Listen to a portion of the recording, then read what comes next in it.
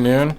I'm Steve Zuckerman, one of the co-directors of the Health Policy Center at the Urban Institute. I'm pleased to welcome you here today for a discussion of the potential role of encounter data in Medicare Advantage risk adjustment. So today's public event follows a day-long summit held last October that was co-hosted by the Urban Institute and the American Action Forum, as is today's event. So I'm sure many people in the room know this, but Medicare Advantage program allows Medicare beneficiaries to receive their Part A and Part B benefits through private health plans. And private plans have been available since the early years of the Medicare program, but remained a relatively small share of overall enrollment. However, changes introduced in the Medicare Modernization Act of 2003 resulted in greater incentives for private plans to participate across the country. And beneficiaries are clearly drawn to these plans. In 2018, over 1 in 3 Medicare enrollees received their Medicare benefits through one of these private plans. Now, one of the reasons the system functions as well as it does is that plan payments are adjusted for the health risks of beneficiaries who enroll. And the approach that Medicare uses to risk adjustment in Medicare Advantage has evolved over time and will likely continue to evolve. And that's, in fact, the topic of the conversation today. So the paper we released today explores and analyzes current Medicare Advantage risk adjustment methods and considers how the process could change as new data from Medicare Advantage plans becomes available, that new data being encounter data that plans are submitting. So for everyone here, we encourage you to join any conversation we're having on Twitter. If you're one of the audience members who's adept at tweeting, and I know I'm seeing several people that I follow on Twitter, so I know that there are some of you here, please join us using the hashtags #LiveAtUrban, as you see on the board. You'll also find the speakers' Twitter handles on the agenda. And for those of you watching on the webcast, if you have any questions, please send them to events@urban.org. Someone will be monitoring that email address and get your questions to the moderator of the discussion. So my colleague, Bo Garrett, a senior fellow at Urban, will start the event with a presentation of the findings from the recent summit. He's going to highlight, among other points, that the Medicare Advantage risk adjustment system balances the goals of payment accuracy and creating appropriate incentives for plans to compete by offering value rather than by avoiding risk. And an important point, risk adjustment is only one piece of the Medicare Advantage payment and policy system. So before we start, I want to thank the American Action Forum and Douglas Holtz-Eakin for partnering with Urban on this project. After Bo's presentation, Doug will moderate a panel to discuss the findings. But neither last October's summit nor the paper you all received today would have come together without the hard work put in by my colleague, Laura Skopek. And I'd be remiss if I did not give her a special shout out. So thank you, Laura, for making this all happen.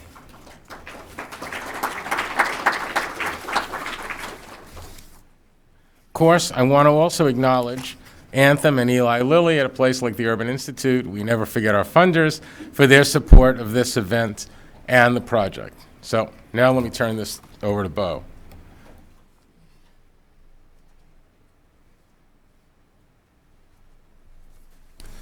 Thank you, Steve, and good afternoon, everyone. To set the stage for what I'm sure will be an engaging panel discussion, I'd like to say a few words about our project, the topics that were addressed at the summit, and briefly review how risk adjustment works in the Medicare Advantage system. We wanted to set a common baseline for the summit, so we started with the basics and asked, what are the objectives of risk adjustment in the Medicare Advantage program? We then asked, what are the strengths and weaknesses of the current system risk adjustment? Turning to the current and future uses of MA encounter data, we asked what the goals are for using encounter data in risk adjustment. And finally, to our main question, what are the potential benefits and drawbacks of calibrating the risk adjustment model with encounter data? As Steve mentioned, today we're releasing a brief summarizing the discussion around these topics that came out of the summit. We have some hard copies available. Hopefully you got one as you came in. And the brief should now be available on the Urban and AAF websites, along with an additional document that points to some further reading on Medicare Advantage and risk adjustment. Each of today's panelists participated in the Roundtable Summit. And we are lucky to also have some of the participants in the audience today. In total, 21 experts participated in the summit from a variety of sectors, including the insurance industry, the pharmaceutical industry, academia, consultants, actuaries, and former CMS officials.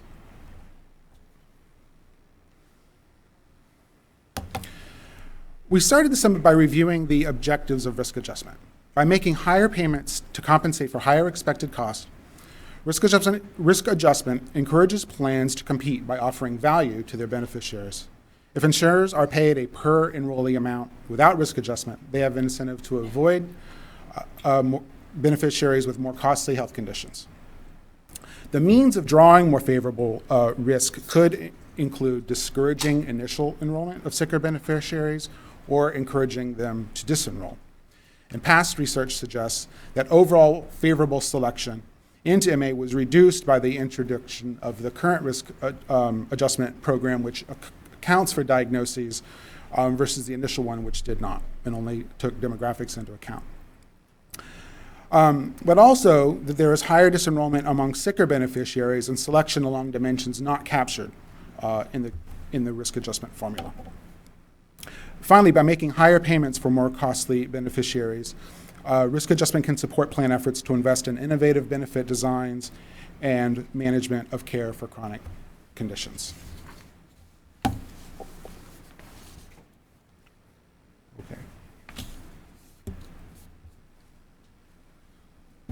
In terms of Medicare Advantage, risk adjustment works as follows. MA plans are paid a capitated per enrollee rate that is based on a plan's bid to provide Part A and Part B benefits for an average risk enrollee who has a risk score of 1. This capitated rate is then adjusted up and down by an enrollee's risk score. Payments are higher for less healthy beneficiaries with risk scores above 1 and lower for healthier beneficiaries with risk scores below 1. The risk scores themselves are calculated using what's called the CMS HCC model. It's basically a set of regression models. The model uses diagnoses and demographics to compute a risk score.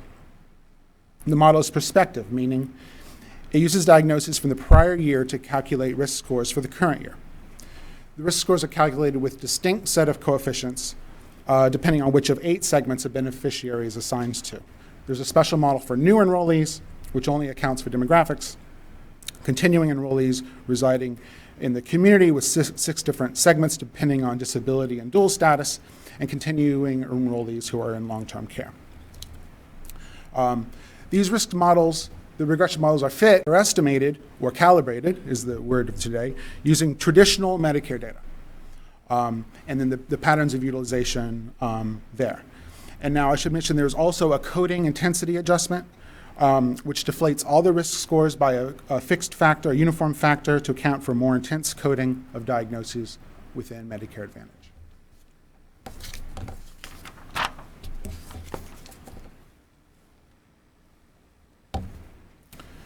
The idea of using MA data in risk adjustment is not a new one. In 2008, CMS clarified its authority to collect and counter data for use in the risk adjustment system, including its potential use for calibrating the risk models. In 2012, MA plans began to submit encounter data through what's called the Encounter Data System, EDS. Now, prior to 2015, the risk scores were calculated solely from diagnoses submitted by plans to the Risk Adjustment Processing System, or RAPS. In 2015, CMS first used encounter data to supplement the diagnoses in RAPS. And then in 2016, it began calculating risk scores as a blend of diagnoses in RAPS and EDS. And so for the current year, payment year, it's a 25 RAPS, 75% EDS blend. And CMS expects that blend will increase to go all the way to 100% encounter data diagnoses in 2022. CMS has signaled its interest in using encounter data to estimate the risk adjustment model, which is why this is a topic worthy of really thinking through. And the ACA did provide that the coding intensity adjustment would no longer be required once the MA risk adjustment model is calculated based on encounter data. So let's suppose CMS would move forward with calibrating the MA risk adjustment model with encounter data. What would it mean? It does not necessarily mean that there would need to be an entirely new model. The most immediate change is that by fitting the current model to encounter data rather than traditional data, the coefficients would reflect MA spending and utilization patterns rather than those in traditional Medicare. Of course, we do not know at present, and this was something that came up in the summit, whether the patterns are really so different, and so how much this would matter. But CMS may also need to rethink which factors to include in an encounter-based, data-based model, and whether MA sample sizes would be sufficient to support the current 6-segment or 6-equation structure to model estimation for the continuing enrollees. There would also need to be a consideration of whether it still makes sense to calculate MA benchmarks using traditional Medicare data if the MA scores, risk scores are calculated with MA data. So as the summit participants worked through the various topics, some key points emerged. First, the Medicare Advantage risk adjustment system balances the goals of payment accuracy and creating appropriate incentives for plans to compete by offering value rather than avoiding risk. Calibrating the model with encounter data, if the data are reasonably good, would likely improve payment accuracy, that is the correspondence between payments and costs, but it could also change incentives. The brief goes into this, but I suspect the panel discussion will as well and have some examples. But recalibrating the model with encounter data does not by itself solve most of the problems experts identified with the current system. These include transparency in the risk adjustment model and the policy development process, which was described as becoming less forthcoming over time. And the adequacy of payments for new enrollees and new plans. The issue there is that the new enrollees lack the diagnosis data to get risk scores that only account, and they get risk scores that only account for demographic factors. Some experts suggested that recalibration could create new problems in the risk adjustment system, including payment instability during the transition, presumably if it's not phased in slowly, and changes to the viability of special needs plans that focus on enrollees with particular chronic conditions. Payments increases and decreases may largely average out for a broad set of risks, but for a plan that's really concentrated on a small set of diagnoses, there could be a more dramatic effect. Finally, risk adjustment is only one piece of overall MA payment policy, so changing risk adjustment could induce the need for changes in other parts of the program as well. And I'm sure the panelists will have insights to add here. So to wrap up, I'd like to add my own thanks to Anthem and Lily for their support of this project. And I thank our colleagues at AAF and want to say what a pleasure it has been working with them on this project. And finally, I'd like to acknowledge also Laura Skopek for really the considerable thought and effort you brought to this really was very important to the project, including leading the policy brief. That was really great. So with that, I will hand things over to Douglas Holtz-Eakin, president of the American Action Forum, and former director of the Congressional Budget Office, who will introduce and moderate our panel. And I'd also invite the panelists to make their way up to the stage. Thank you.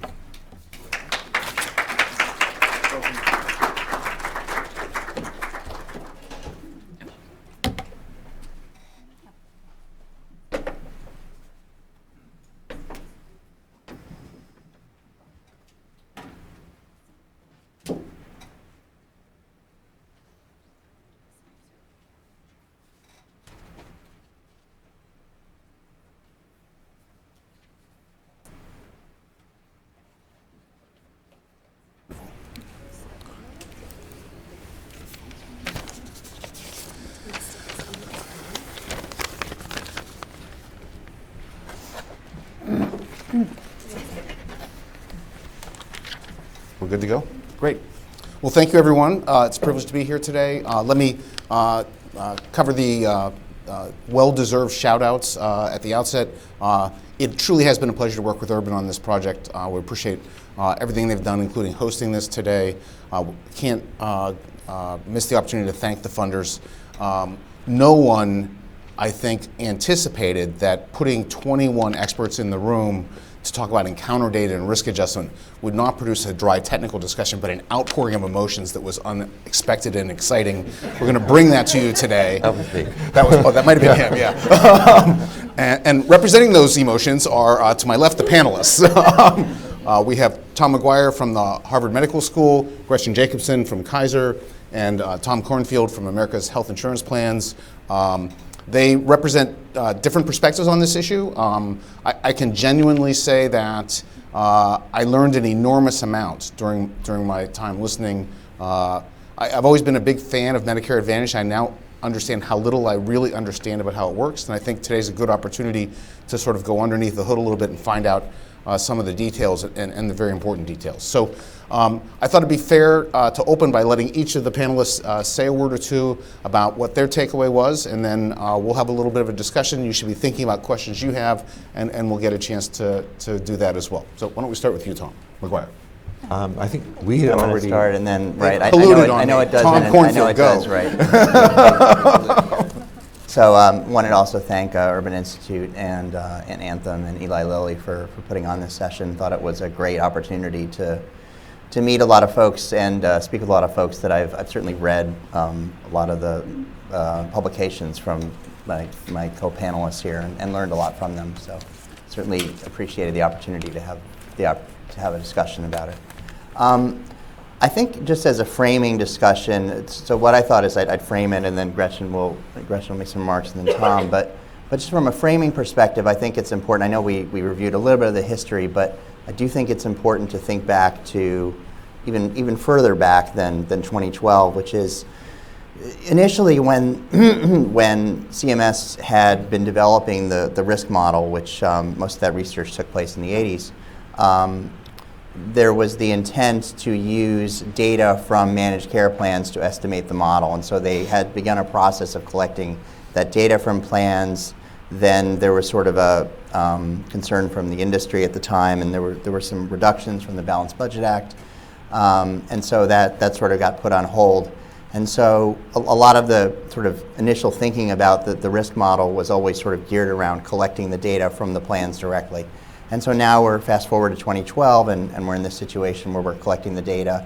And one of the intentions of collecting the data was to estimate the model on the data. Did also want to mention, though, as a second kind of framing point, aside from sort of the history of it, the way that payment is calculated, there's the level of payment, and then there's the way that you distribute the payment. So the level of payment is set by, right now the rates are set based on traditional Medicare fee-for-service costs. So the Office of the Actuary estimates what's the overall, what's called the United States per capita cost, or USPCC, and then that's distributed across the counties, and it's adjusted based on this risk adjustment model. So when we talk about overall level of payment in terms of what's the level of payment for Medicare Advantage and how they're getting paid relative to fee-for-service, that's, I think, a separate discussion than this issue of the risk adjustment model, which is how do you have the appropriate incentives in the model to allow plans to have the appropriate incentives to enroll the populations that we want them to enroll. Leading up to the Balanced Budget Act, there had been concerns about favorable selection, and risk adjustment was put into the Balanced Budget Act as a way to address that. And there's been some research, I think Dr. McGuire may have published one of these, or co-written one of these studies, that have shown that favorable selection was addressed by, in some parts, by the risk adjustment model. So having said that, there's also now been, I think, a concern about, there was mention of coding intensity. And so what that is, and I'm sure a lot of folks in the room already know this, but that's really the difference in which Medicare Advantage risk scores increase relative to the increase in the risk scores for traditional Medicare. And that adjustment is made when the Deficit Reduction Act was sort of the first one that required it and put it in place to account for that difference between sort of the growth. So that's because the model's estimated on traditional Medicare costs, but you're paying on Medicare Advantage claims data or diagnoses. So with the collection of the Medicare Advantage data, you're now able to potentially estimate the model on the data that you're collecting from the plans rather than collecting from using the traditional Medicare. So I guess two big things. One is that this has been there's been a lot of thinking about this for a long time. Risk adjustment is definitely a way to address favorable selection concerns that had been in play. Those concerns were there before the Balanced Budget Act of '98. And then third is there's a difference between level of payment and distribution. And the discussion we'll have today is really about the risk adjustment model, which is about the distribution of payment. The overall setting of the level of payment, I agree, it's certainly part of the payment discussion, but I think for our conversation, we wanted to really focus on the risk adjustment model itself. So Gretchen. Okay. Well, thank you for allowing me to be here. I also want to underscore what a great discussion it was at the forum. I wanted to sort of help people understand why this is such a big issue. So currently over 20 million people are enrolled in Medicare Advantage plans, and that's projected to grow to 32 million over the next decade. And it currently accounts for over $200 billion of the federal budget, and that's projected to grow to over $500 billion by 2028. So this really underscores why Medicare Advantage payments really impact both beneficiaries and the federal budget. And it's really critical that we get this right. So with that, I do have two primary concerns with using the encounter data in its current form. So first, there are many questions with regard to the accuracy and completeness of the data. And there may be gaps and holes that we may not even be able to identify. And secondly, this is a very consolidated market. So over 100 firms currently offer Medicare Advantage plans. However, 6 firms account for 75% of all enrollment, and United and Humana alone account for 42% of enrollment. So this means that a handful of firms would really affect the payment for many firms. And conversely, that the small firms may really not have much of an impact at all. So with that, I am very much looking forward to our discussion today. So thank you. Okay. I want to first thank the sponsors and also commend to everyone the white paper that was distributed today. It's kind of dense, but it really, if you read it carefully, contains a lot of good insights on what we'll be talking about today. I want to spend just a couple minutes in my opening remarks talking about the way Bo framed it a few minutes ago, which was payment accuracy versus incentives. Payment accuracy, and I'm a kind of bearish on payment accuracy, but I will concede that if you use the costs that come from the MA plans and use the same variables you would have used in the traditional Medicare risk adjustment system, of course, you will fit better to the data from the MA plans. So the R squared, or whatever you want to think of in terms of payment accuracy, has to be better if you use the MA encounter data, both for the diagnoses and for the weights, than it would be if you use the TM data. So yes, payment accuracy would improve with encounter data, assuming it, I don't know. TM is traditional Medicare. Assuming it's available and correct and so on. So that's, I think, kind of obvious. The question is, what's the point of payment accuracy, per se? What we care about is how plans view the world. What we care about is how beneficiaries have choices and make decisions about plans, and we care about overall program functioning and cost. Payment accuracy has to do with those things, but that's the point of designing a system so that it accomplishes other things. So what I want you to listen for today is arguments for encounter data that go beyond payment accuracy, because that's not full stop, we have an argument. You need to tell us payment accuracy accomplishes something that is of concern to plans or beneficiaries of the program. Gretchen, does payment accuracy affect beneficiaries of the program? Do you hear? Well, yes. It's so it could lead to a lot of, as Tom said, a lot of various different incentives that in turn could really impact beneficiaries. So for example, if plans are not paid accurately and they begin to pull out, that could lead to a lot of instability in people's care and instability in their plan choices. On the other hand, if they're overpaid, well, that would lead to increased federal spending, which in turn would lead to higher premiums for all Medicare beneficiaries. So it certainly affects the beneficiaries in the plans. What's that look like from your perspective, Tom? What's that? What's that look like from the plan's perspective? Payment accuracy.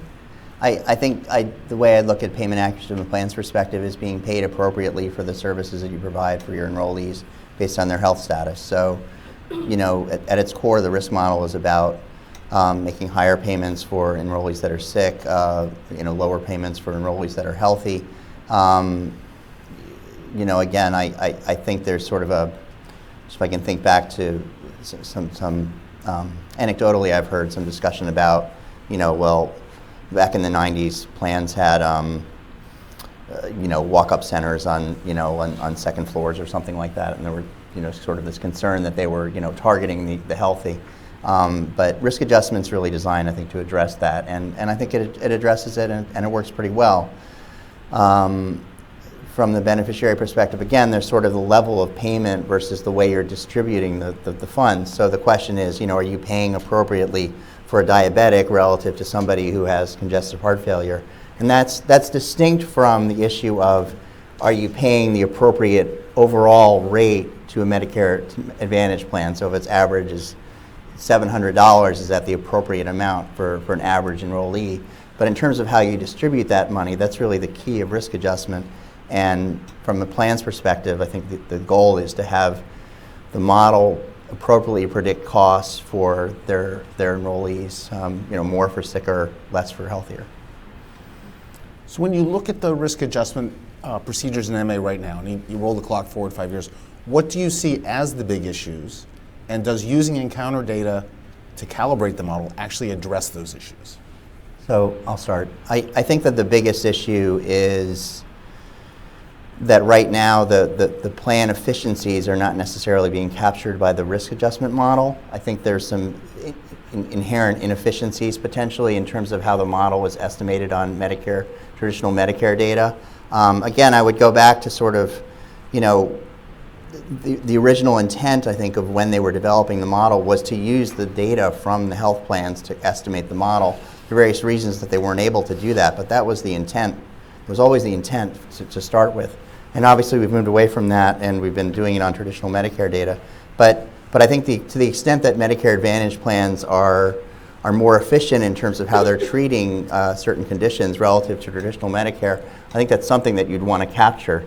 And encounter data allows that to be captured. The second piece I would note too is that I think there could very well be an opportunity to look at risk adjustment holistically in terms of, you know, how well the model works. Is it appropriately paying for individuals with certain conditions, duals, and the like, and use encounter data first to have that conversation about, you know, what should the model look like. Dr. McGuire wrote co-wrote a very interesting paper that kind of looks at, you know, sort of the role of I think reinsurance and how that could have an impact. So maybe that's something that should be thought of in terms of, you know, ways to get the model to pay as accurately as it can, and provide the appropriate incentives. I know there's we may have some discussion about this a little later, but the idea that, you know, if you use encounter data to estimate the model, it may incentivize people to enroll some conditions over other conditions, and that's not really how plans operate. You know, we're looking at a patient holistically, and we're trying, you know, enrolling folks that that want to enroll in the plans, and we're not sort of, our plans are not picking, you know, one disease over another disease in terms of what they're going to enroll. And I think that concern to me is a little bit, it's not consistent with how the plans operate, and it's also not consistent with how all the oversight from CMS about how plans are able to market. I'll chime in. I think we have a real, as I said before, a real issue with the accuracy of the data and the completeness of the data. And I think until we really find some way to change incentives to address that issue, it's really difficult to envision moving forward with it, because we know that there are gaps in data from talking to people and talking to plans, but some of them are really tricky to identify. So, I mean, for example, if many plans are capitating primary care physicians and other specialists, and when they do so, those specialists that are capitated really don't have an incentive to submit all of the various claims data from every single time that person came in.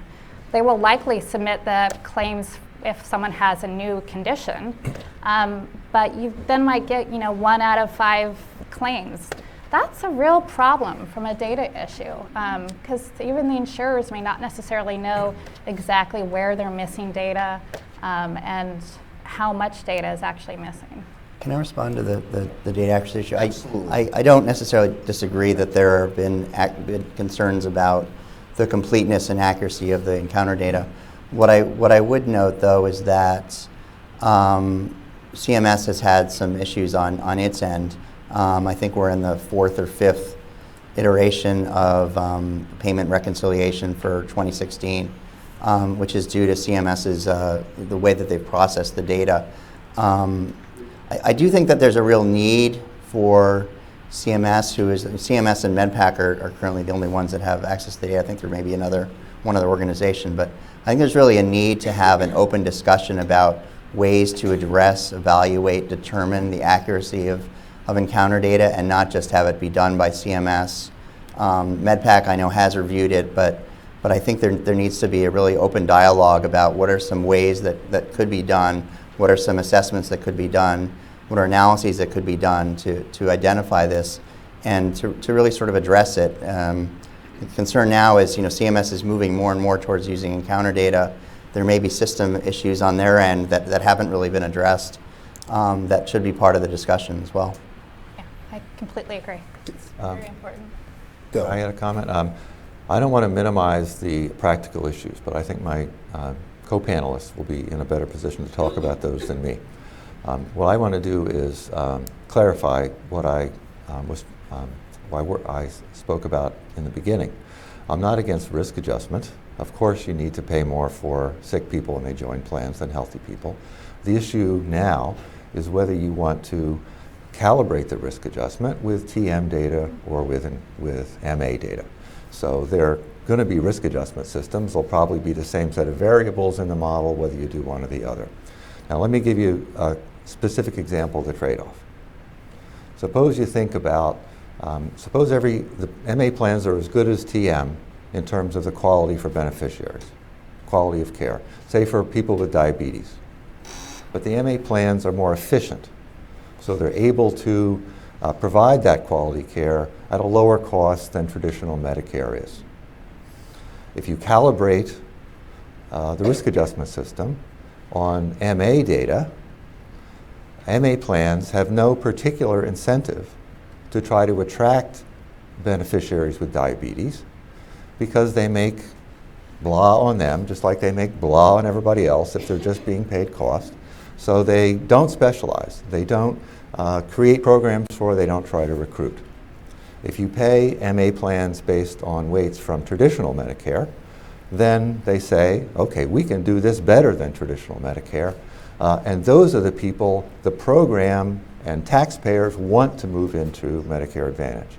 The people and the disease areas that Medicare Advantage is good at are the people they should attract and the things they should be doing. Now, just one quick thing. Of course, the first is more accurate. If you pay based on MA cost, it's going to be more accurate, but you don't get the system that you want. You get too many people with diabetes staying in traditional Medicare. So Tom K., how does that sound to you? Because, I mean, this gets to this point, which is, this is an argument that says Medicare Advantage and traditional Medicare are not the same, that we want to push into Medicare Advantage particular diagnoses and beneficiaries because they're better at it than traditional Medicare. Is that how you look at it? I guess the way I kind of look at it is, again, if there are inefficiencies in traditional Medicare, I don't think you'd want the payment system to reward those inefficiencies when it comes to the risk adjustment model. I do think that from an enrollment perspective, it's not quite as, you only attract diabetics or you only attract folks with congestive heart failure. because there are restrictions on the way CMS, there are restrictions from CMS on the way that plans are able to market to enrollees. So it's not as if you would create something where suddenly diabetics are no longer being marketed to because plans are not targeting in that way, nor are they allowed to target that way. I know you sort of have this issue of the chronic care special needs plans. Maybe you might see less of those or more of those, and I think that's a separate discussion.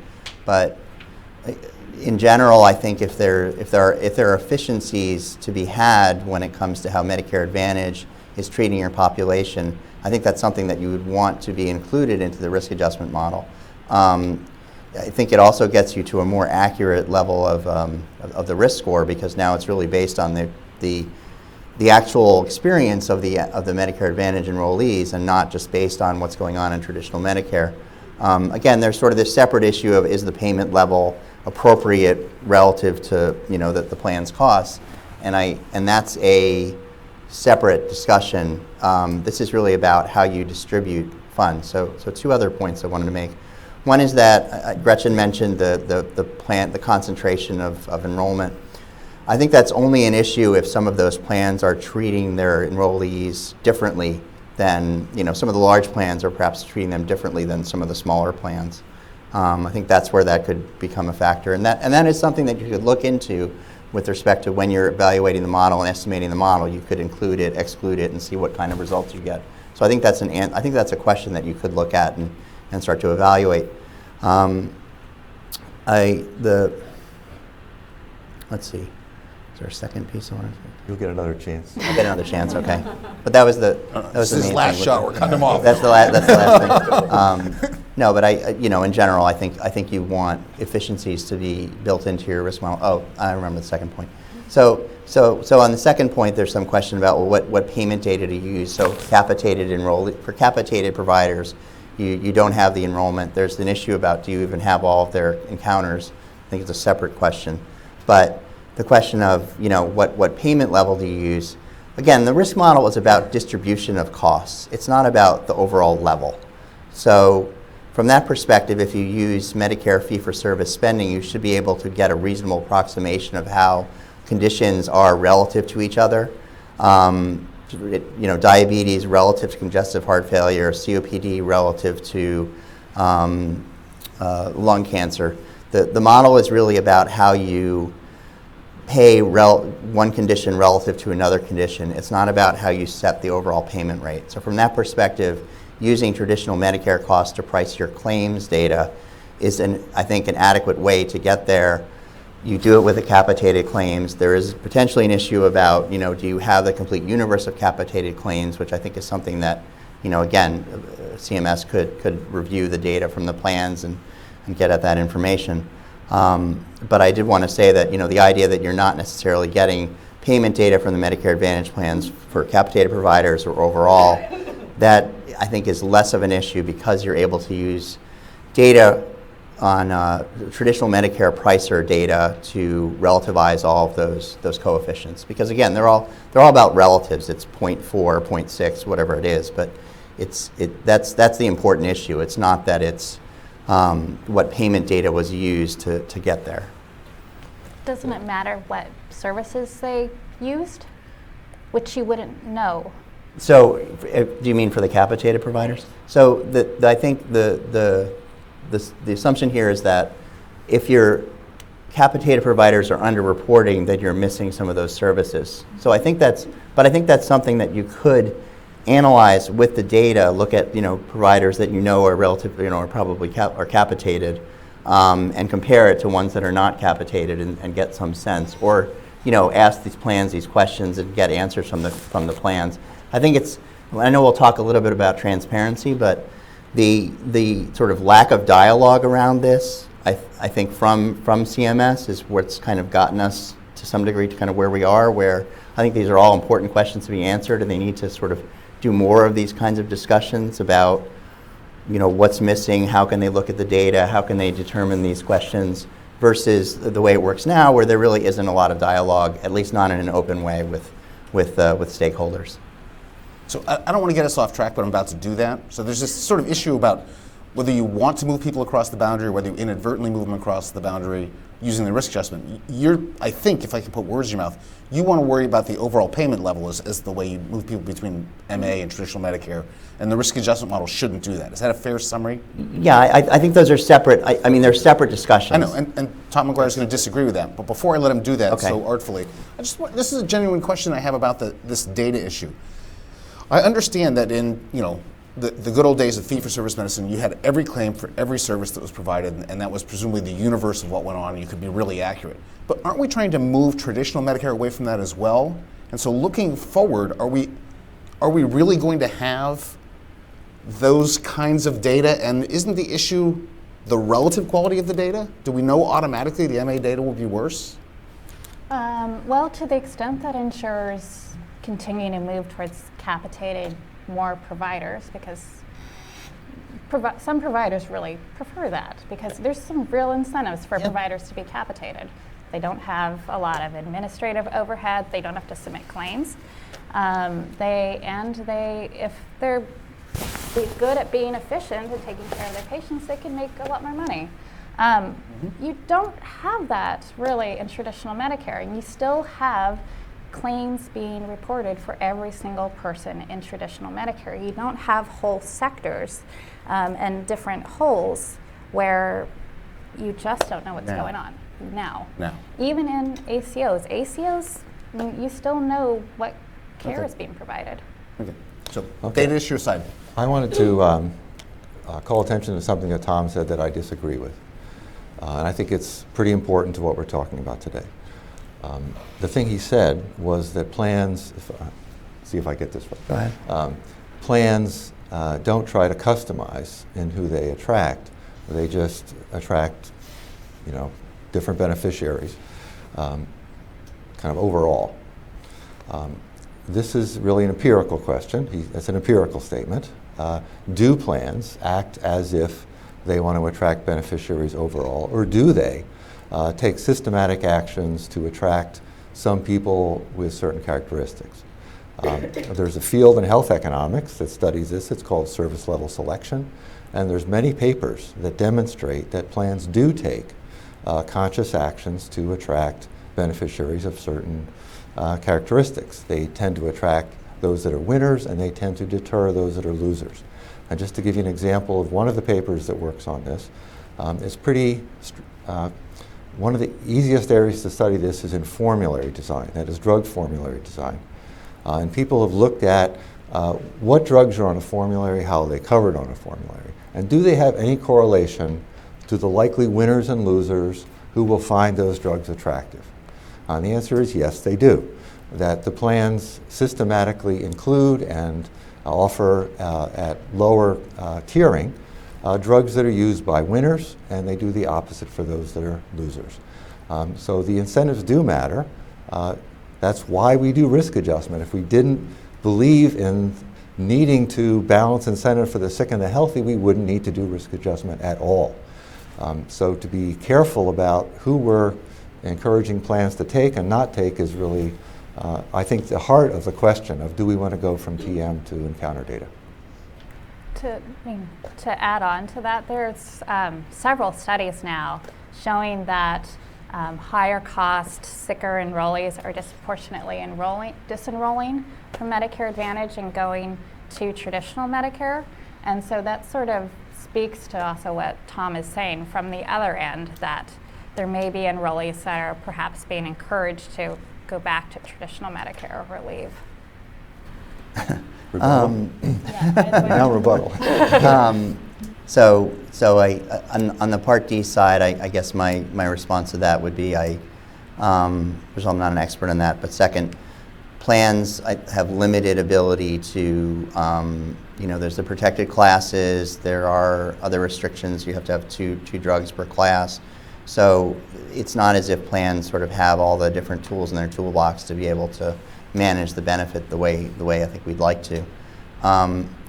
I do think that if there were this issue with how enrollees were being chosen based on health status, I think this is something that you would see, in a predominant way where people with some condition were over enrolled relative to what you might expect. And I don't believe that's the case. Again, I know there have been several papers, but some of these papers, I think, I think it's a bit of a leap to say that the plans are then, targeting certain enrollees and only enrolling them. And again, CMS does oversight, so I would say that this is something that CMS could very well look into in their oversight marketing materials. With respect to the, sorry, your point was, I'm trying to remember, was around the disenrollment the side. disenrollment side. That there's So evidence I of think on the that. disenrollment side, I think what's important to look at there potentially is, you could start to look at the encounter data to get a sense of, what do these enrollees look like, and what's happening. And the other thing I would say though about disenrollment, I've always had and this was true when I was at CMS, I've always had concerns about using disenrollment as an indicator of a problem. A lot of times there'll be studies that say disenrollment rates are not as high as they should be. Plans, it's really sticky, and MA enrollment and Part D enrollment is really sticky, and we should be seeing higher disenrollment rates than we see. Then when there are higher disenrollment rates, there's a problem because there are higher disenrollment rates, and those disenrollment rates should be lower. So you kind of can't have it both ways. I think that's part of the challenge of using disenrollment as a measure of whether or not there's a problem. The other piece I would say is that I think we want people to be able to make informed choices, decisions, and we shouldn't see disenrollment as an issue of a problem. I don't think it's not an outcome measure. It's just a measure of a decision making. I think if you're looking at it and you can find outcome measures that show issues, I think that's a different question. But I think looking at disenrollment, I think is one way to sort of get answers that again tell you it's a problem, and it's kind of seen as a problem depending on whether it's in one circumstance too low or another circumstance too high, which I think can be a little misleading. Yeah, I mean, I would just to speak to that, I would say by the same token, you don't expect to find subgroups of people disenrolling at higher rates. When you do see that, it just raises some questions, and you want to know a bit more what's going on. And I agree, the encounter data, at least in theory, could really help shed some light on that. So when I step back from the question of should we do this, should we not do this, suppose CMS is going to do this. They're going to take the encounter data, they're going to calibrate the risk adjustment model. What should that process look like? And I would just note that this process seems to take an enormously long time. We're now 10 years after they sort of clarified their right to move forward with encounter data. We're having this discussion. So how should it happen? How fast should it happen? What are the key steps in doing it right? Let me start with Gretchen. Okay, well, I mean, I'll speak. So it's You're now czar, go. I mean, first of all, I think this could be a really good step going forward. And there, I mean, obviously, as we've all sort of pointed out, this is pretty important to really get right, and to get right in a transparent manner. I mean, one thought is that they could use the encounter data as part of a shadow methodology for a few years and just see if we use the encounter data, this is how payments may change. And see for that going forward, and just learn from that experience for a few years to really help to understand the differences in how incentives and payments may change. I'll just say one quick thing. Tom will be able to elaborate more on this. We're starting a research project in my department in which we're going to be using the encounter data, not for payment, but just to study patterns in care comparing MA to traditional Medicare. And there's a protocol that we have that I won't be able to tell you the details about that is kind of a screen. Is this plan reporting encounter data adequately so that we can conduct research on different patterns of care? And we have to do that in order to make a valid comparison between these two groups. And whatever happens, if you need to have those screens before you trust the data coming from something, then I think you got to be pretty careful in using it actually to dish out money. And how do you determine adequacy? You audit them? or It's going to, you look at all the, this is very general, you look at all the encounters and say, does this make sense? Do these patterns look good enough so that it's good enough for research, it may not be good enough for payment? So, a few thoughts here. One is that, so this morning I went on CMS website and went to the Open Door Forum page just to kind of see which types of open door forums CMS has. And those are, opportunities for stakeholders to get together and talk about different issues. And CMS has a wide range of open door forums on hospitals, pharmaceutical, pharmacy and device manufacturers, rural health, skilled nursing facilities, long-term care, home health. What they don't have is anything on managed care.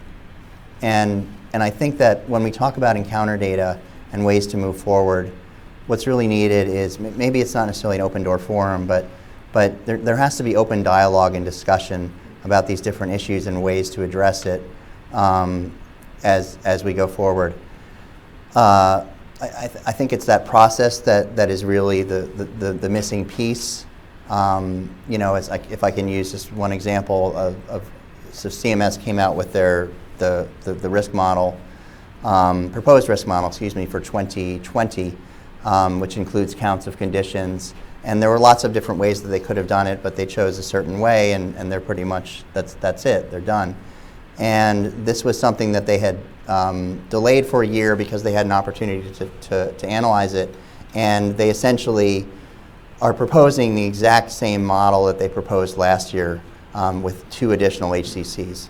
And in terms of how we think in the industry would like to see, and I think stakeholders too, others that are, beneficiary advocates and others, there needs to be more engagement, more discussion, more dialogue of these different issues so that we can start to get to, okay, how can encounter data be used?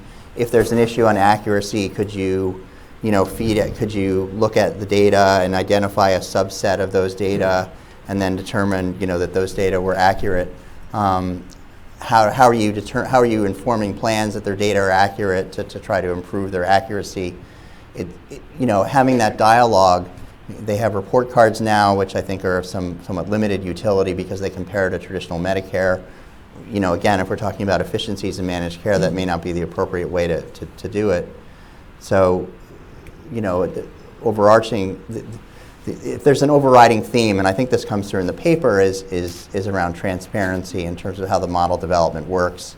How they decide which diseases to include and which ones not to include, how they determine which diseases map to which HCCs. I think a separate point I would make is I think there could very well be a real need to have some kind of independent review of the process and the approach, and at least looking at it, how could CMS evaluate it? Government Accounting Office, I know, has done a report looking at the way CMS has done it, and I think there's a real need to have that discussion and dialogue to get to, I think, a better place when it comes to the encounter data. If they're using it for payment, and they're going to be using, I think, 50% of it in 2020 is the proposal. They're going to move to 100% in a couple of years. So if they're using it for payment, and if it's good enough for payment, then presumably there's, how are they planning to use it on the risk adjustment model development side? is it good enough? How would you know? Would you go forward and calibrate the model with it? I wouldn't, just on general principles. Whether it's there or not, that's the second question, but I think it's the wrong thing to do. I think it just, like I said, deserves some testing over a few years so people could really understand how payments and incentives would change under it. Right now, it's all theoretical, and we're a little uncertain, and we could probably hypothesize how incentives may change, but until you really see the numbers and how it's working, you don't really know. Yeah, I think you need to have more discussion and dialogue, and potentially allow others to review the data, to do some of these assessments. I think that's going to be a really important piece to sort of allow for that, input and discussion. There's a second. Well, anyway, that's it for now. I had another thought, but it So I guess for two related questions. Number one, for you in particular, if you don't want to go this route with the risk adjustment model, are there other levers? I mean, this doesn't exist in isolation. Are there other things you can do with overall benchmarks, network requirements, things that can control this? Yeah. Yes. And why not? I promised the panel I wasn't going to talk about my own research, but You didn't promise me. yeah. This came up at the last meeting too, and even Tom mentioned a related it. question, because everyone has to be wondering, right? If they've got all this data for purposes of going forward to do the sort of payments and then calibrating the model, and some people feel strongly they shouldn't use it for any of that, what good is this data? Why do we have this enormous data collection effort? Okay, two questions. The Yes. first question I interpret as saying, well, are there other ways to improve payment accuracy? Are there other ways to pay plans appropriately if they end up having very high costs individuals? Well, the risk adjustment system takes information from a year ago and says, let's try to predict what someone's going to cost next year and pay more for people who we predict to be higher cost. It's not great. People who turn out to be higher costs are the real scary things to plans, and they can exceed even a risk adjusted payment by millions of dollars. And there's a pretty large percentage of people who kind of lose hundreds of thousands of dollars or more for plans. And that's where the problem is for plans. So can we address that more directly by saying, what about these really expensive people that emerge in the payment year that we couldn't have predicted in the prediction year? Well, we can use something like reinsurance to do that. Even just, and this is where sort of my research comes in, even a little bit of reinsurance can improve the R-squared equivalent more than doubling what CMS is used to. So if you know anything about the risk adjustment models, they're in the range of 12%. If you give me 1% of the money and let me use it as reinsurance, it'll be up in the 30% range. So it's a far superior way to address payment accuracy than really anything you're going to be doing with past year information. So yeah, there are other alternatives for improving patient accuracy that I think address the same issue. Your second question having to do with, well, why bother to collect encounter data if you're not going to use it for payment? Well, we need to know about patterns of care. We need to know how beneficiaries are being treated in Medicare Advantage, and we want to try to address problems and improve things if we can. So I think there's plenty of good reasons to collect it. Particularly as enrollment continues to grow, we really need to know more about what's going on underneath the plans and how people are really faring from a quality perspective, perhaps even from out-of-pocket cost perspective. I mean, we really need to know what's going on with, like I said, the higher disenrollment rates. But by the same token, there may be things that traditional Medicare could really learn from Medicare Advantage plans, because Medicare Advantage plans to some extent are a really great laboratory. They try a bunch of different things. They have different benefits, different payment schemes, and there may be things that could be added to traditional Medicare or ways that traditional Medicare could be improved that you could learn through the encounter data. And I think just to Tom's point about the incentive question, I do think that if you were in a world where you re-estimated the model with the encounter data, I think these are questions that you could start to look at once you've, as you've transitioned to this new model to get a sense of, okay, here's what it looks like, here's what the incentives are, and here's the kinds of things that you might want to look out for when you're looking at the enrollment. I do think that I don't know why you would want to reward inefficiencies in terms of how traditional Medicare is treating enrollees relative to Medicare Advantage and sort of continue and embed that into your payment system. It seems to me that if there are efficiencies within the Medicare Advantage world that you would want to take advantage of that, and you'd want to make the payment reflect that. The other point I just remembered is in terms of, when we're thinking about how this dialogue could happen with CMS and with stakeholders, it's quite important, I think, for actuaries to be part of that. There were some actuaries that were part of our discussion. I think they added quite a bit of interesting insight, and I think they can sort of speak to how the pricing works and how the risk adjustment works from the plan perspective, and sort of what's, kind of how all the different pieces fit together. And again, I think that's kind of a bit lacking right now in terms of the fact that there isn't this discussion and dialogue. There certainly seems to be some consensus on the need for CMS to do this in a more transparent manner. I guess what I'm left with is a little bit of sort of a question from a beneficiary perspective about whether they ought to be guaranteed the same efficiency and same care in traditional Medicare and Medicare Advantage, or if there are places where there are advantages doing it one way or another. How do you think about that? Because that's what you're worried about, is getting people in the wrong site of care. Yeah. Well, I mean, there's already very significant differences between what's the benefits in Medicare Advantage versus traditional Medicare. For example, all Medicare Advantage plans have an out-of-pocket limit. Most of them offer a range of extra benefits, which may actually increase even more over the years. So we've sort of already created this field where they're different. They're all required to have provider networks, on the other hand. So it's, I think we've already set it up that these are two different, very different options. I think, yes, you would ideally like the same quality of care, the same benefits. Benefits has already been changed a bit, but certainly the same quality of care in the two programs. So let me say a little bit about the research on this. The research shows, in general, that Medicare Advantage, the program is working well. Medicare Advantage plans tend to be less expensive than traditional Medicare. That is to say, they're more efficient, on the order of 10%. In terms of quality comparisons, MA versus TM, MA stands up well. It's either at the same or higher than traditional Medicare.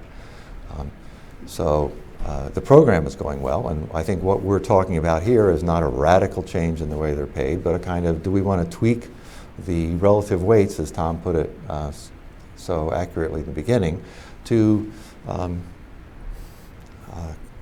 I don't know, more reward some people, less reward other people. And the people you're going to less reward are the people that Medicare Advantage plans are particularly efficient for. So that's the problem I have with the idea of going from traditional Medicare to encounter data. And I guess I would counter again, I think this is something that could be evaluated and looked at, and I wouldn't want to rule out what I see as a more efficient risk model, and efficient in the sense that it's paying based on the patterns of care within Medicare Advantage because of a concern. And again, this could very well be a true concern in terms of how it would play out, but I think this is something that could be tested. And again, I would also note there are I think fairly strong protections in place for beneficiaries in terms of how plans can market. So I don't think we'd be going to a world where the marketing would suddenly allow for different kinds of behaviors than are there now, just because we move to an encounter data-based model. What do you think of Gretchen's idea of having a shadow system for a couple of years as a phase-in? I think it's an interesting concept. I think that, again, it would be good to be able to get, when this model is done, look at, what would the evaluation, what would the impact look. Maybe it could be a phased-in type approach. I mean, that might be one way to do it, to sort of get a sense of, are the incentives moving in a different direction. Again, I don't know that I would necessarily expect the relative weights to be all that different, but I think at least having that research out there would help sort of start to address some of these questions. It could be that the overall level of predicted costs from the model is different. But again, I think a lot of these questions are hypothetical until we actually look at the data, run the numbers. and start to, or at least have that discussion about, what makes for a complete data set. There may be ways to kind of call out, complete data and then take a sample from that. I'd remind folks that when the risk model was originally developed, it was on 5% of the claims. It's now 100% of the claims, so it was on 5% of the claims. So there's very much a precedent for using a percent random sample, if you will, of claims to estimate the model. So the concern that it all has to be completely accurate, 100% accuracy for every single plan. I think there are ways to address that, and at least to start to look at what would this impact look like, what would the model look like. But again, there needs to be an open discussion and dialogue, whether it's open door forums or something that allows for input and discussion between CMS and stakeholders. So we're going to open it up to questions from the audience on the notion that the government should have its doors open. I think that's fantastic. If you have a question, there's a microphone. Please stand, identify yourself, ask your question in the form of a question with a question mark at the end. And if you want to, direct it to a particular panelist. Sure. I just had two quick questions. I'm using my notebook here. The first question was, I'm sorry. My name's Anuj Gankapadai. I'm from the Urban Institute. The first question was more directed to Dr. McGuire. This idea of using the traditional Medicare data to estimate risk adjustment models, I agree that means that plans are incentivized to be efficient relative to traditional Medicare. But if you use the MA data, it seems to me you'd also be incentivizing the efficiency relative to other Medicare Advantage plans. Is there an idea of using some kind of like hybrid model of this? There's a trade-off here in my mind, where if you use the TM model, you might be making equity in terms of level of payments for Medicare Advantage. But if you use Medicare Advantage data, you might be addressing more of the equity across Medicare Advantage plans. That seems to be a concern for these panelists. And the other question was more broadly. It seems to me if risk adjustment is working properly and the incentives are set appropriately, that we should expect the risk profile across plans to be converging, and that the variance in payments should be decreasing over time. I'm a little naive on those trends. I was wondering if that is the case or not. Thank you. Okay, those are very good questions. The empirical question at the end, yes, the risk profiles are converging after risk adjustment. So in other words, risk adjustment is picking up more of the variation across MA and TM. So that's the case. Your question about does MA encounter data do a better job at leading to MA plan competition? I think any prospective payment system, whether it's on TM or based on MA claims, it will mean there's a fixed payment for any beneficiary if they go into the MA system.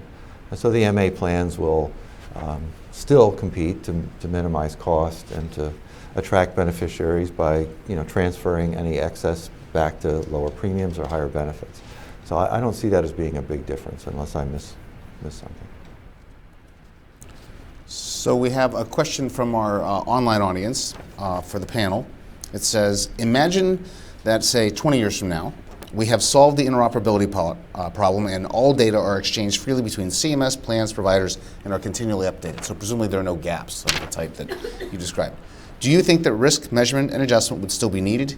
If yes, how might the system look? How would it change? To me? Oh. It's yours now. The answer is yes. Both those guys gave it to you. Well, so in this world where you have perfect or perfect enough encounter data, you still have this sort of strange issue where it's a handful of firms that are really controlling the Medicare Advantage payments if they're being used for the encounter data.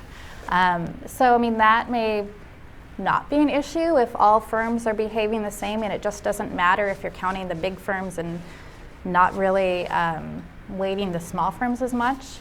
Or perhaps it's appropriate since that's where the enrollees are located. But it could lead to some strange dynamics over time as well.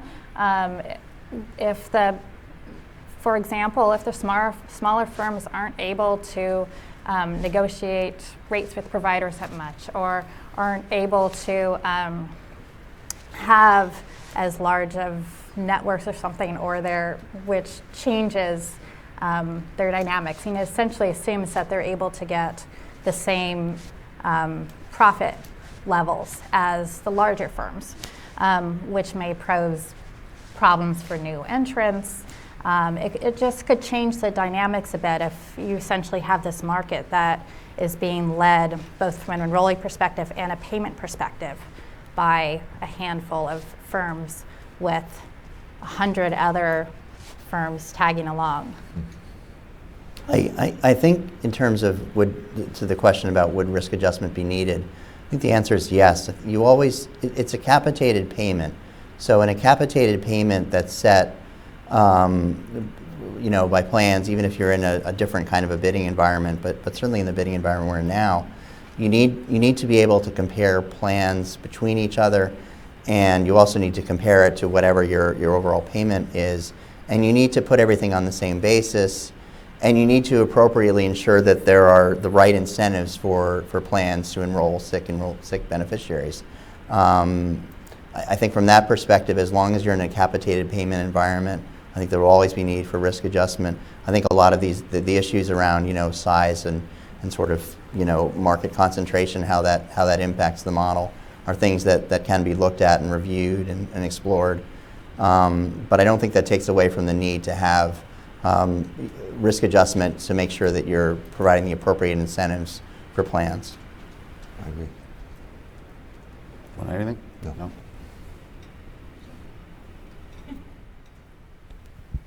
Hi, Nate Baer, Wakely Consulting.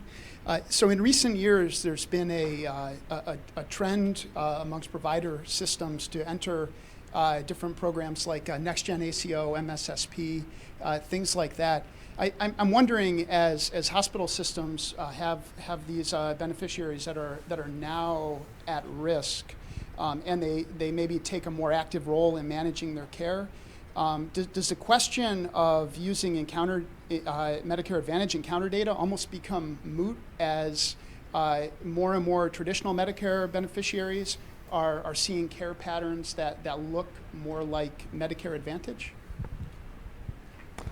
I'll start. That's also a very interesting question. If various programs, like say NextGen, modify treatment patterns in TM as they're intended to do, to make TM more relatively efficient, if I could use that word, then those weights remain the ones that you would want to pay, in my view, MA plans, because if there is a advantage to MA over TM, great, let's encourage people in that direction. If there isn't, then ACOs have caught up, TM has caught up, and then there's not going to be an issue anyway because the weights are more or less the same. From a payment accuracy perspective for MA, I guess I would say that, again, the coding intensity adjustment is designed to address this difference between increases or changes over time between fee-for-service risk scores that are used to estimate the model. A lot of times that's also called normalization, which I know is this wonky technical term, but essentially it means increase in between when they estimate the model and when the payment year is. And so to get you to an average 1.0 to a 1.0 average risk score payment in the payment year, if you're using the Medicare Advantage data, you'd have a better reflection of that change over time that gets you to a more accurate representation of that average 1.0 risk score. So I would argue that it gets you a better overall average, or a more, excuse me, that 1.0 is more accurate from that perspective than sort of what you're trying to get with the current approach. And the second piece is sort of these relative differences in treatment.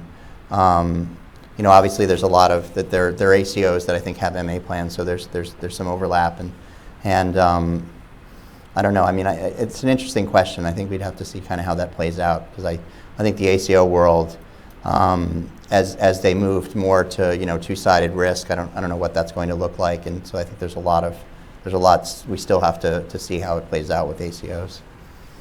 One part of this that hasn't really been brought up yet in addition to traditional Medicare beginning to look more like ACOs. Another reason that perhaps moved towards encounter data is that as Medicare Advantage enrollment grows, there really may be a disproportionate, particularly in some counties, I mean, this is more of a payment issue than a risk adjustment issue, but there's, you really may start to get into some problems of really to what extent you could actually use the traditional Medicare data. I mean, Miami right now is a great example. It's, you know, over 2/3 of people are in Medicare Advantage plans, so the remaining third are determining the benchmarks right now. And I mean, like I said, that's more payment than risk adjustment, but over time, those sort of get to similar issues. That's a good point. Yeah, right here. It's Daria Pellish. Thanks. I'm Daria from the Congressional Budget Office.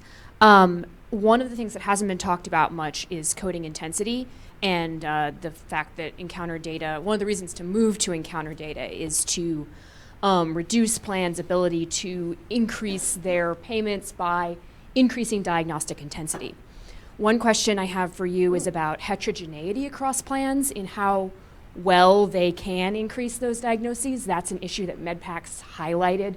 Some plans are really adept at this, some plans are less good. Do you see that encounter data could fix any of those problems, and if so, how? So can I start? So I guess I thought I'd talked about coding intensity a decent amount, but in terms of, you know, the need for it, it's because of this difference between, you know, how fee-for-service scores grow and how MA scores grow, and that you need to get to a 1.0 in the payment year, and coding intensity is a way to get you to that 1.0 because there are differences in the trends between fee-for-service and MA. So if I wasn't clear on that, I apologize. But I think to your question about heterogeneity and differences, I think that's something, it's an interesting question. I think it's something that could be looked at when were you to calibrate a model on encounter data. And there may need to be, you know, additional adjustments considered as part of that because of differences in increases or change, you know, differences between, you know, one set of organizations versus another. But presumably that would all be built into the model. So you now have, you know, your increase, which is based on the overall average increase across all the MA plans, but there may be some differences, and that may be something you want to address from a payment perspective. Yeah, I don't see the transition as really affecting coding intensity incentives. Coding intensity refers to flipping on the diagnostic flags, and that's not what we're talking about here. We're talking about the weights, and as long as there's a positive weight for a flag, then that's where the incentive comes from to overcode or upcode or more intensely code, I guess is the right way to say it. So it will like increase for some, decrease for others, but overall I think it's not going to matter for the coding intensity issue. It makes the adjustment easier, that's true, but not for the incentive itself. What's really remarkable about the MedPAC work, which is great on this, is just the tremendous variation across FERBs in coding intensity. That it's really not just everyone's doing it, they're all doing it at the same level. No, some are really up there and some really are quite not. And it's just one of the many traits in the program that shows you just how heterogeneous a program you're really looking at here. It is by far not a uniform program. Right, but theoretically, I mean, you could have adjustments, and I think that's in the MedPAC proposal about adjusting based on, you know, differences by organization. I think is one of their proposals.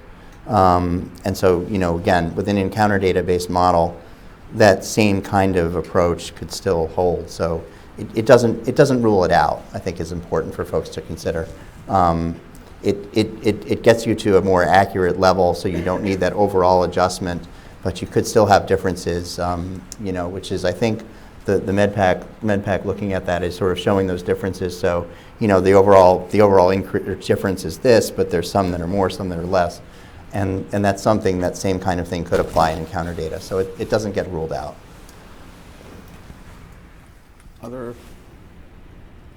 So, this is Steve Zuckerman. I'll come back to a question about the completeness of the data and sort of how the encountered data might be used. I mean, right now, I understand the concerns given that there are, not necessarily, payments are not necessarily based on submitting, by providers submitting all the claims that for services they provide. But the plans have been fairly creative at making sure that they capture all the diagnoses that affect the current risk adjustment system. So if there was really a movement towards calibrating risk adjustment based on encounter data, would the plans have the incentive to collect the encounter data as completely as they collect the diagnosis data right now? And I guess a second question is that we know from traditional Medicare that there's huge geographic variation in utilization patterns within the Medicare program.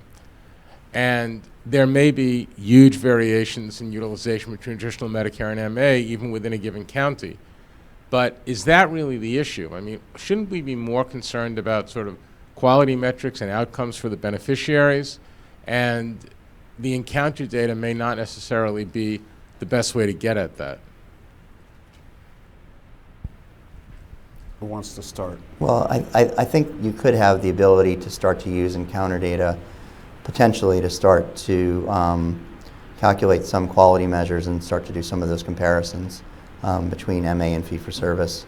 So I think that's one potential use for it. I think in terms of differences across the country in geographies, I think that's a known issue that's been going on for a long time. I think to the extent that healthcare is local, I don't know that you want risk adjustment to necessarily solve that, or you'd want the payment system to solve that particular question.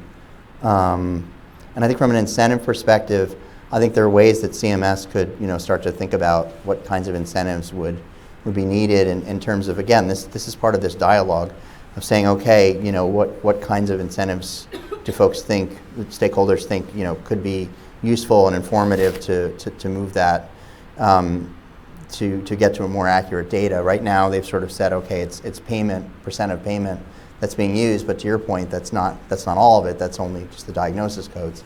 So, I think more work is needed and more engagement's needed, and I think that'll get us hopefully to a better place when it comes to encounter data accuracy.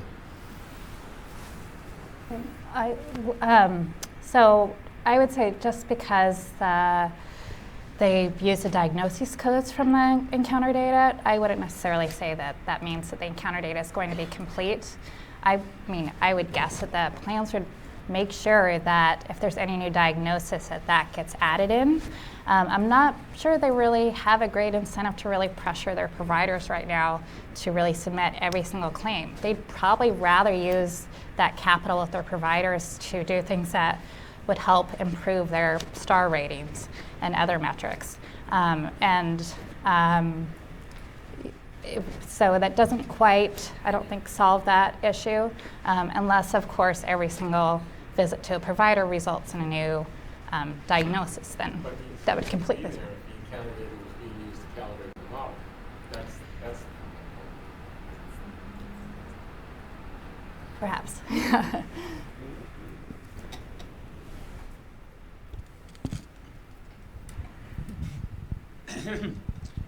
Robert Book of AF. You mentioned the 100 firms providing MA contracts and that 6 of them serve about 3/4 of the enrollment, but one of those smaller firms actually specializes in treating people with end-stage renal disease, and their whole business model is based on being efficient at it and taking advantage of the higher payments given to them by risk adjustment. If risk adjustment were done really well, would there be more opportunities for plan providers to specialize in providing plans targeting specific people with specific chronic diseases, and would that result in an increased quality of care for patients in the long run? My colleague Joe Newhouse says, maybe you've heard him say this, that we know risk adjustment is working well when there's plans that specialize in people for diabetes, which indicates, yes, there's somebody out there who is seeing the payment system and seeing we want to attract people who are sick. So yeah, but that was kind of my point all along, that if you pay plans only what they have to spend at their most efficient to do that, then it's not a good business model. You want it to be a good business model. You know, I was thinking up here today that I have in my mind a supply curve, that if you want more of something, you have to pay a little bit more for that, as opposed to a zero profit concept of what a price should be. Think of MA plans as being willing to do more in general and being willing to do more for certain kinds of people in response to higher prices, like a supply curve. Not what we want to do is pay average cost to this industry. I think that's not an incentive-sensitive approach. It's better to think of supply curve. If there are no more, you have a question? One more here? And then I'm going to give each panelist a chance to say their final words on this topic. Gordon Trapnell from the Actuarial Research Corporation. Is the mic on? Excuse me? The question, if your only tool is your premium rate, and pennies on the, my understanding is that even pennies on the premium rate, or dimes, as the case may be, affects the very strong level of competition among Medicare Advantage plans in most areas of the country.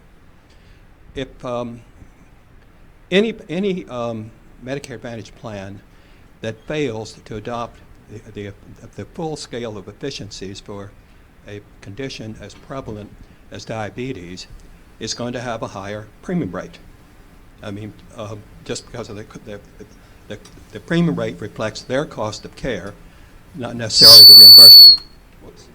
What was that? We were trying to turn it up. And so wouldn't you have sufficient level of competition already for any Medicare Advantage plan to adopt whatever efficiencies are available for most conditions? You might have special situations like the one just noted for small populations, and that could continue to be the case. But it seems to me that the level of competition is already sufficiently acute to provide very strong incentives to adopt all efficiency possible. Okay. That could be Alan Enthoven. Excuse me? That could be Alan Enthoven raising that question. In a competitive industry, there can still be a supply curve. Supply curves don't have to be perfectly elastic, and you get all you want, and everybody gets bid down to that cost. I think there's plenty of reason to think, if only because of the small areas in which this takes place and the providers with whom they have to contract with, that plans will need to supply care with an upward sloping supply curve.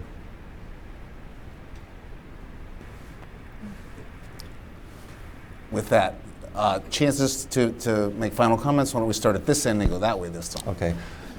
Thank you very much, everybody. I really enjoyed talking with these guys, as I did with the original group, and your questions. I'm going to end with a name drop, which is Joe Newhouse. I've already dropped his name. The great thing about working where I work is I get to work with Joe, and we've written 3 papers evaluating Medicare Advantage, all of which are pretty favorable to Medicare Advantage. But I'll just tell you the title of the last one, which is Regulated Competition, which is the Alan Enthoven idea, in the shadow of traditional Medicare.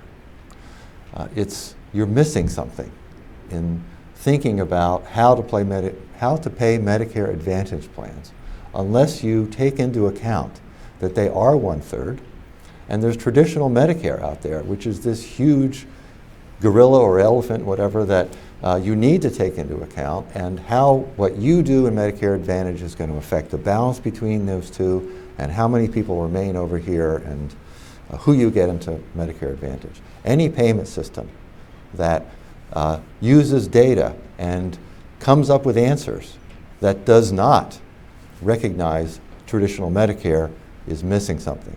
So that's kind of a very general statement, but I think there's particular ways that that perspective that TM is there, we need to take into account, need to be incorporated into the MA payment system. Gretchen. I would just say thank you for everyone being here and for this great discussion. I guess my final note would be sort of a note of caution of proceed very slowly and assess what we know and try to assess what we don't know and try to add as much data to it as possible to figure out these questions that everyone here has raised, which are very important. So I wanted to thank everybody and thanks again for having me on the panel. It's been a great experience and thanks again for holding the session, which actually the original session, October 23rd, that's my birthday. So it's kind of a fun way to celebrate my birthday by talking about risk adjustment, because I love risk adjustment. I've been doing it for 20 years, and you know I love doing it. So no better way to spend a birthday than that. My wife will make fun of me for that, but that's okay. So 2 points. One is, well, I think a key issue here. I think you've heard a lot of discussion and sort of different perspectives on ways to move forward, which to me really stresses the need to have engagement and dialogue from CMS. It's not just transparency. Transparency is about, to me, transparency is about here are my methods. Here's how I came to a conclusion, and but it can be very much a one-way discussion. What I'm really talking about is a two-way discussion between CMS, stakeholders, to try to work on all these different issues and really get to a place where we can figure out, okay, how do we deal with this issue? How do we deal with that issue? How do we deal with this issue? I know there are a lot of different issues that could be addressed, but the way that the agency has been going about it doesn't really allow for that kind of engagement and dialogue. So I think that's a critical need right now to move forward, so that it's not just sort of the agency makes a decision and then all the stakeholders have to live with it.